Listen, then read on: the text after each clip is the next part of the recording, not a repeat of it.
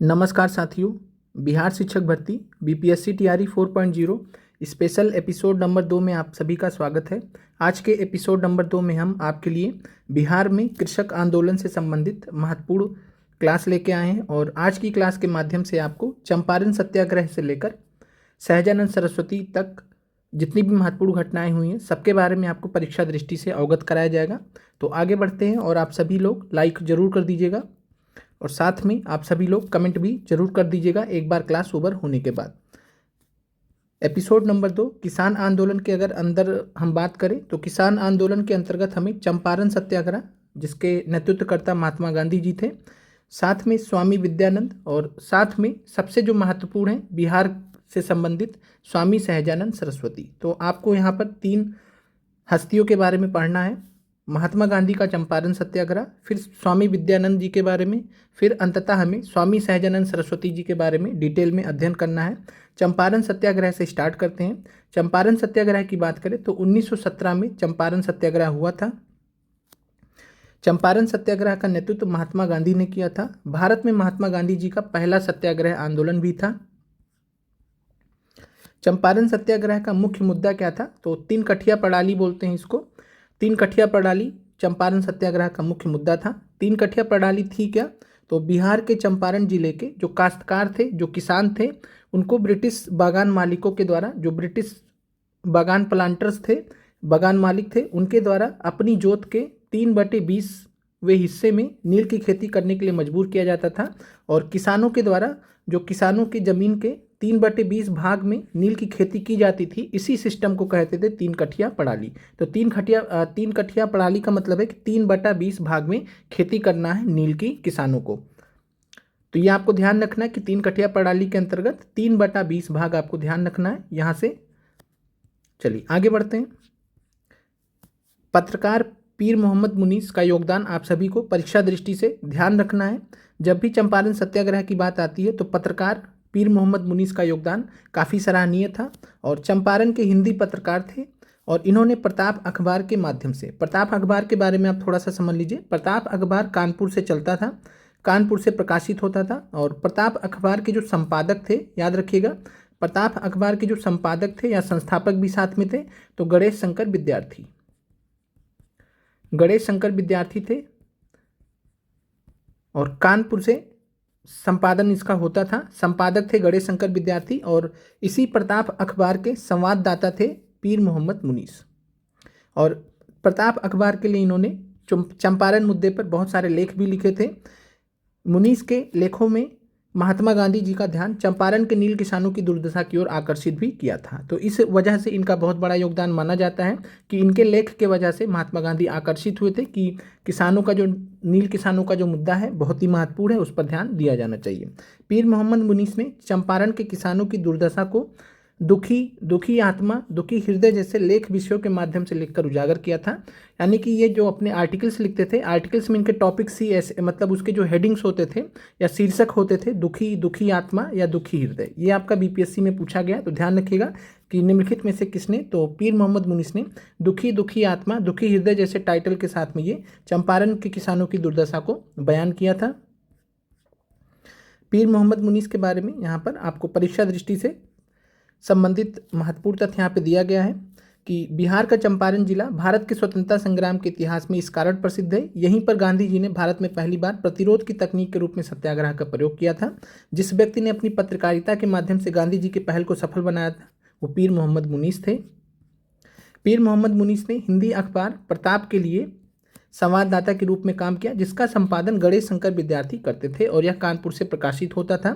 मुनीस ने अपनी पत्रकारिता के माध्यम से चंपारण के किसानों की दुर्दशा को उजागर किया था, जिन्हें यूरोपीय बागान मालिकों द्वारा नील की खेती करने के लिए मजबूर किया जाता था। 3 कठिया प्रणाली के अंतर्गत उनके कुछ प्रसिद्ध लेख थे, तो ये भी आपको ध्यान रखना है कि पीर मोहम्मद मुनीस के कुछ प्रसिद्ध लेख थे। चंपारण में अत्याचार, चंपारण में महात्मा गांधी। आपसे पूछा जा सकता है कि चंपारण में महात्मा गांधी नामक लेख किसने लिखा था, तो चंपारण में महात्मा गांधी और चंपारण में फिर नादिर शाही। तो चंपारण में अत्याचार, चंपारण में महात्मा गांधी, चंपारण में फिर नादिर शाही, ये लेख लिखे थे पीर मोहम्मद मुनीस ने। इन्होंने क्या किया था, गांधी जी को राजकुमार शुक्ला के पत्र का मसौदा तैयार किया और 1916 में कांग्रेस के लखनऊ अधिवेशन के दौरान गांधी जी से मिलने के लिए भेजा था इन्होंने। तो राजकुमार शुक्ला को यहाँ पर आपको ध्यान रखना कि राजकुमार शुक्ला जो गए थे गांधी जी से मिलने, वो गणेश शंकर विद्यार्थी की सलाह पर गए थे, और जिसमें पीर मोहम्मद मुनीस ने उनको असिस्ट भी किया था कि आपको कैसे कैसे बातें रखनी, क्या क्या चीज़ें बतानी हैं। और साथ में राजकुमार शुक्ला जी की बात करें तो नील किसान वो खुद भी थे, छोटे लेवल पे, स्थानीय लेवल पे एक छोटे से नेता थे, किसान नेता थे, नील किसान की खेती से संबंधित थे। पीर मोहम्मद मुनीस को बिहार में उपनिवेशवाद विरोधी हिंदी पत्रकारिता का संस्थापक भी कहा जाता है कि इन्होंने एक छोटे से क्षेत्र में जो मुद्दा था नील किसानों का, उसको जो है पूरे भारत के लेवल पे हाईलाइट करवा दिया, महात्मा गांधी को आमंत्रित करवा के सत्याग्रह करवा दिया। तो इसलिए इनको उपनिवेशवाद विरोधी हिंदी पत्रकारिता का संस्थापक भी बिहार में कहा जाता है। आगे बढ़ते हैं। कांग्रेस के लखनऊ अधिवेशन 1916, याद रखना है कि कांग्रेस के किस अधिवेशन में, तो कांग्रेस के लखनऊ अधिवेशन 1916 में पहली बार चंपारण का जो मुद्दा था, चंपारण किसानों का मुद्दा था, कांग्रेस या महात्मा गांधी जी के संज्ञान में आया था। कैसे आया था कि बिहार के पश्चिमी चंपारण जिले के मुरली भरवा गांव से स्थानीय किसान नेता थे राजकुमार शुक्ला जी। तो राजकुमार शुक्ला जी का गांव का नाम आपको याद रखना है। तो मुरली भरवा गांव से संबंधित थे राजकुमार शुक्ला जी, पश्चिमी चंपारण जिले के। और राजकुमार शुक्ला जी ने कांग्रेस के लखनऊ अधिवेशन 1916 में महात्मा गांधी से मुलाकात किया, और साथ में यहाँ से चंपारण किसानों का मुद्दा पहली बार कांग्रेस के लखनऊ अधिवेशन 1916 में संज्ञान में आया। और साथ में राजकुमार शुक्ला जी ने महात्मा गांधी को चंपारण आने का निमंत्रण दिया। 50 बार यह सवाल बीपीएससी टीआरई में पूछा गया है कि निम्नलिखित में से किसने महात्मा गांधी को चंपारण आने का निमंत्रण दिया, तो आंसर है राजकुमार शुक्ला।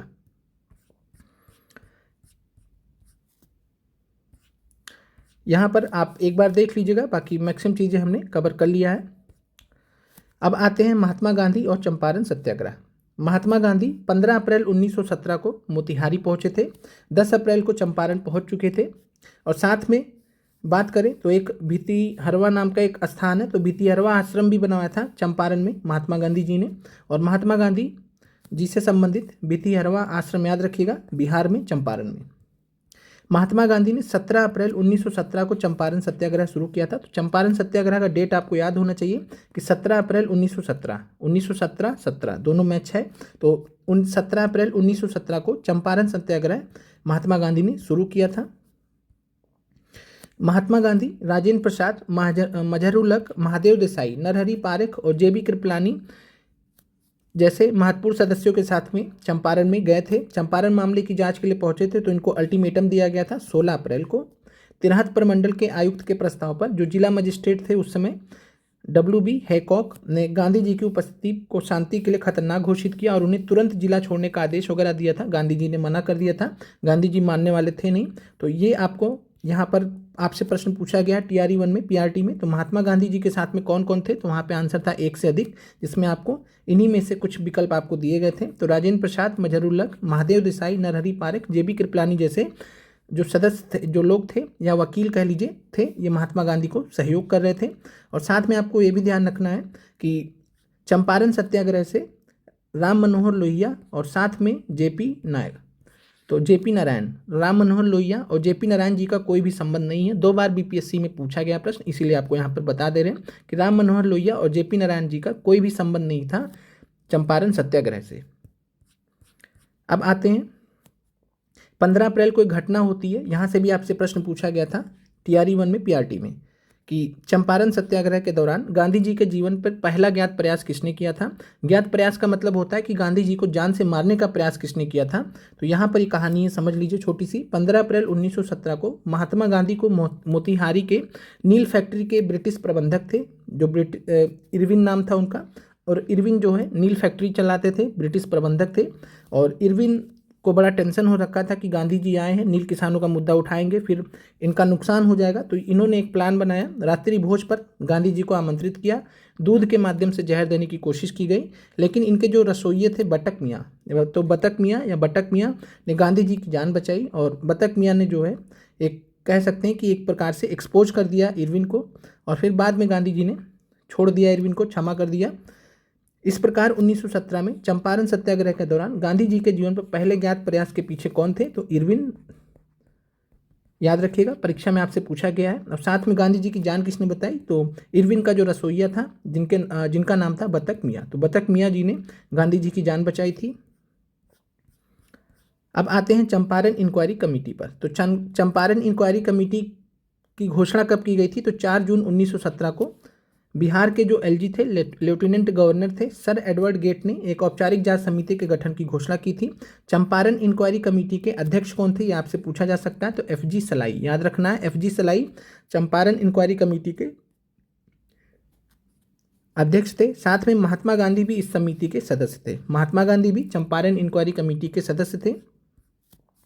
इसके अलावा गांधी जी के सहयोगी में से और कोई भी इस समिति का सदस्य नहीं था, ये भी आपको ध्यान रखना। तो कई बार आपसे पूछा जाता है, तो वहाँ पर सिर्फ गांधी जी थे। गांधी जी के जो सहयोगी थे जैसे कि अनुग्रह नारायण सिन्हा, राजेंद्र प्रसाद, जेबी कृपलानी, ये सब कोई भी इसमें शामिल नहीं थे, सिर्फ और सिर्फ गांधी जी थे चंपारण इंक्वायरी कमेटी में। एफजी सलाई थे, बाकी कुछ अन्य भारतीय भी थे लेकिन वो महत्वपूर्ण नहीं थे किसानों की तरफ से, वो सरकार की तरफ से कुल मिलाकर सरकार की टीम से थे। तो चंपारण इंक्वायरी कमेटी महात्मा गांधी समिति के सदस्य थे। 4 अक्टूबर 1917 को समिति ने सरकार को अपनी रिपोर्ट सौंप दी, जिसके अंतर्गत 3 कठिया प्रणाली को समाप्त करने की अनुशंसा की गई। तो 3 कठिया प्रणाली का काम यहाँ पर समाप्त हो गया। चंपारण सत्याग्रह सफल हुआ। चंपारण कृषि कानून, चंपारण एग्रेरियन एक्ट यूरोपीय नील बगान मालिकों के विरुद्ध पारित हुआ 4 मार्च 1918 को। यह भी आपसे पूछा गया टीआरई 1 में। तो 4 मार्च 1918 को चंपारण कृषि कानून, चंपारण एग्रेरियन एक्ट यूरोपियन नील बगान मालिकों के विरुद्ध पारित कर दिया गया। और इस प्रकार जो चंपारण के जो नील किसान थे, नील कृषक थे, उनको यूरोपीय नील बगान मालिकों के अत्याचार से मुक्ति मिल गई। कुछ यहाँ पर पुस्तकें हैं जिनके बारे में बार बार आपसे परीक्षा में पूछा जाता है। तो महात्मा गांधी एंड बिहार सम रेमिनेंसेस नामक पुस्तक के लेखक कौन है, तो डॉक्टर राजेंद्र प्रसाद, याद होना चाहिए आपको। बापू के कदमों में, ये भी पुस्तक डॉक्टर राजेंद्र प्रसाद जी की लिखी हुई है। साथ में गांधी जी इन बिहार, ये आपसे पूछा जा सकता है, तो याद रखिएगा गांधी जी इन बिहार काली किंकर दत्त की पुस्तक है। आगे बढ़ते हैं।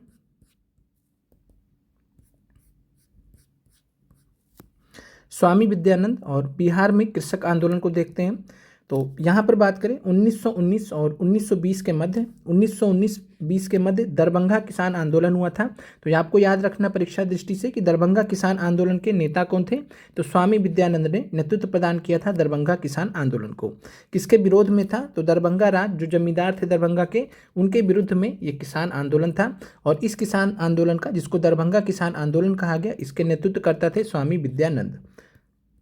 फिर असहयोग आंदोलन के दौरान बिहार में, असहयोग आंदोलन जिसका समय 1920 से 22 के मध्य है, तो असहयोग आंदोलन के दौरान बिहार में किसानों की अगुवाई या नेतृत्व किसने किया था, तो ये भी आपको ध्यान रखना परीक्षा दृष्टि से, स्वामी विद्यानंद जी ने किया था। ये भी आपका पूछा गया प्रश्न, दोनों ही प्रश्न आपसे पूछे गए हैं यहाँ पर, जो 1 और 2 यहाँ पर आप देख रहे हैं, दोनों ही प्रश्न बीपीएससी द्वारा पूछे गए हैं। तो असहयोग आंदोलन के दौरान स्वामी विद्यानंद आपको याद रखना है। अब आते हैं अंततः स्वामी सहजानंद सरस्वती जी पर। 1889 से 1950 इनका समय है। उत्तर प्रदेश के गाजीपुर जिले में पैदा हुए और फिर कुछ समय पश्चात इन्होंने संन्यास की तरफ अग्रसर हो गए। सन्यासी थे और सन्यासी के साथ में ये किसान नेता थे, क्रांतिकारी थे। स्वामी सहजानंद महात्मा गांधी के राष्ट्र के आह्वान से बहुत प्रभावित हुए थे। महात्मा गांधी जी के जो भाषण हुआ करते थे उनसे बहुत प्रभावित हुए। स्वामी सहजानंद ने बिहार के शाहाबाद जिले और उत्तर प्रदेश के निकटवर्ती गाजीपुर जिले में असहयोग आंदोलन को संगठित करने में महत्वपूर्ण भूमिका भी निभाई थी। 1924 से 28 के मध्य उनकी गतिविधियां खादी और शराबबंदी के प्रचार पर केंद्रित रही, क्योंकि महात्मा गांधी जी को बहुत अच्छे से फॉलो करते थे। शाहाबाद जिले का सिमरी गांव और पटना जिले का बिहटा इनकी गतिविधियों के 2 महत्वपूर्ण केंद्र बन गए थे। तो ये आप ध्यान रखिएगा, शाहाबाद जिले का सिमरी गांव और पटना जिले का जो बिहटा था, ये स्वामी सहजानंद सरस्वती जी का 1924 से 28 के मध्य इनका सेंटर था, जहाँ पर ये अपनी गतिविधियाँ कर रहे थे। इन्होंने सिमरी में खादी बुनाई केंद्र, स्वामी सहजानंद सरस्वती ने सिमरी में खादी बुनाई केंद्र और बिहटा में राजनीतिक और सांस्कृतिक शिक्षण के लिए एक आश्रम की स्थापना की थी। कांग्रेस के लिए उनके काम की मान्यता के रूप में उन्हें पहले यूपीसीसी, फिर बीपीसीसी और फिर एआईसीसी का सदस्य चुना गया। तो कांग्रेस कमेटी पहले प्रांतीय स्तर पर, फिर जो है भारत के स्तर पर, अखिल भारतीय स्तर पर भी इनको सदस्य चुना गया। 1922 में आपको याद रखना कि असहयोग आंदोलन अभी हमने देखा था, तो असहयोग आंदोलन में अगर हम बात करें तो 1922 में मुंगेर में मोहम्मद जुबैर और श्री कृष्ण सिंह ने किसान सभा का आयोजन किया था। तो ये आपसे परीक्षा में प्रश्न पूछा गया है कि निम्नलिखित में से किसने असहयोग आंदोलन के दौरान किसान सभा का आयोजन किया था, तो आंसर हो जाएगा मोहम्मद जुबैर और श्री कृष्ण सिंह।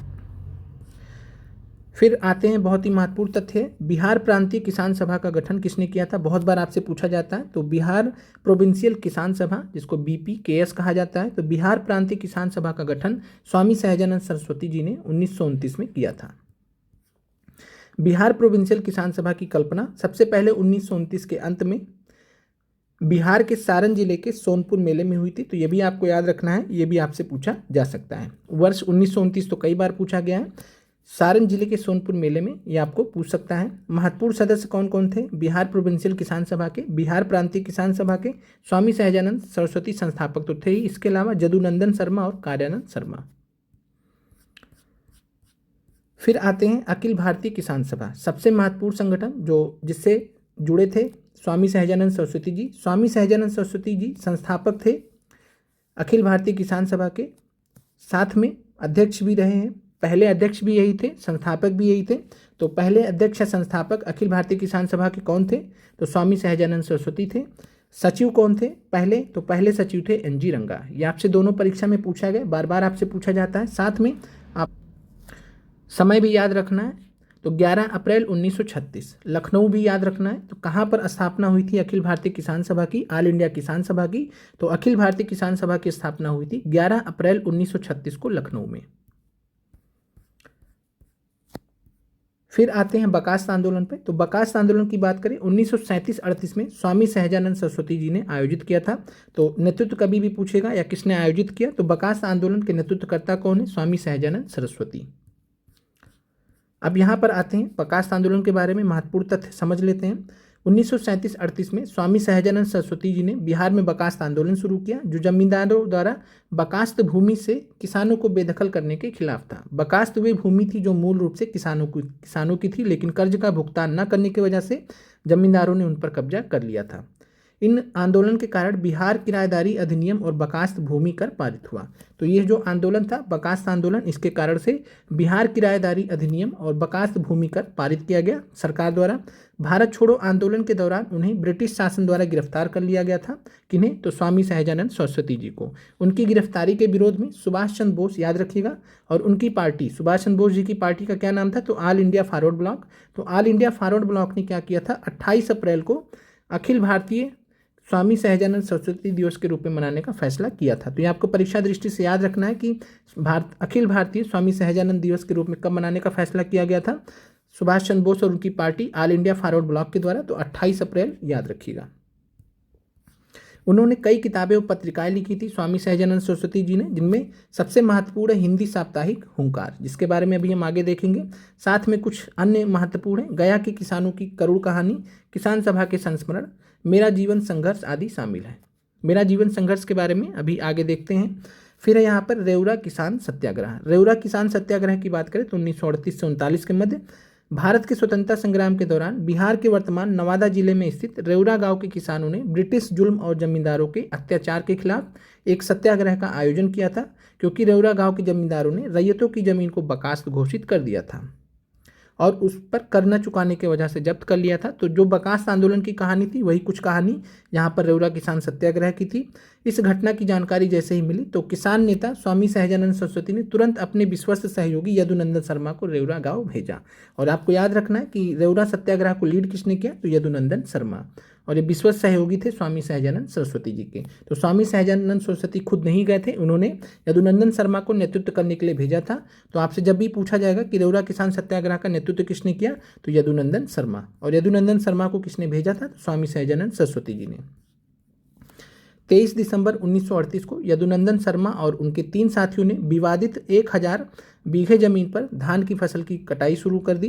किसानों के संगठित प्रतिरोध को देखते हुए ब्रिटिश सरकार ने धारा 144 लगा दी। ये कहानी बस आपको उसी तरीके से याद रखना है एक पृष्ठभूमि के लिए, जिसके कारण यदुनंदन शर्मा और उनके सहयोगियों को अशांति फैलाने के आरोप में गिरफ्तार कर लिया गया। यदुनंदन शर्मा के मुकदमे के दौरान गया जिले में किसानों का भारी प्रदर्शन भड़क उठा और यदुनंदन तथा उनके सहयोगियों को 6 महीने की कैद की सजा सुनाई गई थी।